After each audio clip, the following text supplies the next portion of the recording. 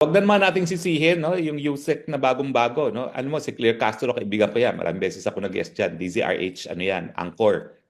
Si Jay Ruiz naman, ABS-CBN. Intindihin na lang natin na talaga mahirap ang trabaho nila. Galing din ako dyan. Pero mas madali ang trabaho ko. Bakit? Kasi yung aking naging amo, unang-una, alam ang batas, abogado. So, madali sagutin ang mga tanong na legal, no? Dahil alam naman ni Presidente na ginagawa niya. Pangalawa, walang bahid ng korupsyon. In fact, magang-maaga pa rin, ang mga sinibak niya sa pwesto, yung mga pinakamalalapit sa kanya sa kampanya, di ba? Naalala niyo yun, yung DILG Secretary, at saka yun ni National Irrigation Authority Administrator, sibak-sibak-sibak yan. At ang dami mga nasibak na mga napakalalapit sa kanya, wala siyang pakialam. Yung pag meron kang whiff of corruption, tanggal ka na. Ang mahirap lang sa akin nung panahon ko, dahil nga mapakaingay ng mga dilawan.